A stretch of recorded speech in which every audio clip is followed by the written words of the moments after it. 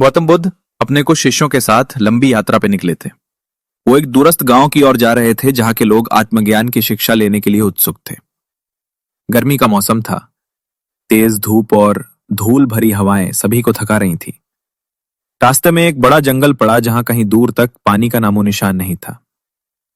उनके साथ चल रहे एक युवा भिक्षु आनंद सबसे कम उम्र का और सबसे उत्साही था, लेकिन इस यात्रा में वो सबसे ज्यादा परेशान भी दिख रहा था।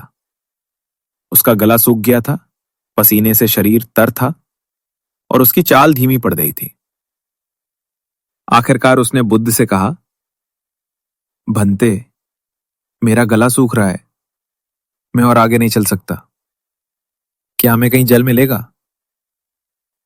बुद्ध मुस्कुरे और बोले, थोड़ी देर में एक झरना आएगा, वहां से तुम जल ले आना, लेकिन याद रखना, जल शुद्ध होना चाहिए। कुछ दूर चलने के बाद उन्हें एक छोटा सा तालाब दिखा, लेकिन वहां कुछ बैलगाड़ियां गुजर रही थी और तालाब का पानी कीचड़ से भर गया था। बुद्ध ने आनंद से कहा, जाओ, इसी तालाब से पानी लाओ। आनंद ने देखा कि पानी की सतह पर मिट्टी तैर रही थी और बैलों के पैर से पानी और गंदा हो चुका था।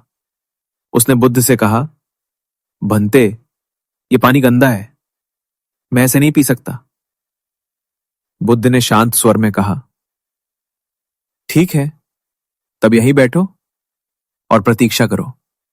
आनंद थोड़ा चकित हुआ, लेकिन गुरु का आदेश मानकर वहीं बैठ गया। 1 घंटे के बाद बुद्ध ने फिर कहा, अब जाकर देखो, क्या पानी साफ हुआ? आनंद तालाब की ओर गया और देखा, पानी अब स्थिर हो गया था। मिट्टी नीचे बैठ चुकी थी और ऊपर का पानी एकदम साफ दिख रहा था। वो प्रसन्न हो गया और अपनी पात्र में पानी भरकर बुद्ध के पास लाया। बुद्ध ने मुस्कुराते हुए कहा, देखो आनंद, यही जीवन का सच है। जैसे उस गंदे पानी को साफ करने के लिए हमने उसे छेड़ा नहीं, वैसे ही अपने मन को भी शांत करने के लिए उसे स्थिर छोड़ना होता है। क्रोध, प्यास, लोभ, ये सब उस कीचड़ जैसे हैं। अगर तुम धैर्य रखो तो सब कुछ अपने आप साफ हो जाता है। आनंद के नेत्र भर आए। वो समझ गया कि यह सिर्फ प्यास बुझाने की नहीं, मन को समझने की भी शिक्षा थी। उस दिन आनंद को केवल जल ही नहीं मिला, बल्कि आत्मनियंत्रण की गहराई भी मिल गई। अगर आपको ये कहानी पसंद आई हो तो लाइक करें, शेयर करें और चैनल को जरूर सब्सक्राइब करें ताकि ऐसी और प्रेरणादायक कहानियां आप तक पहुंचती रहें।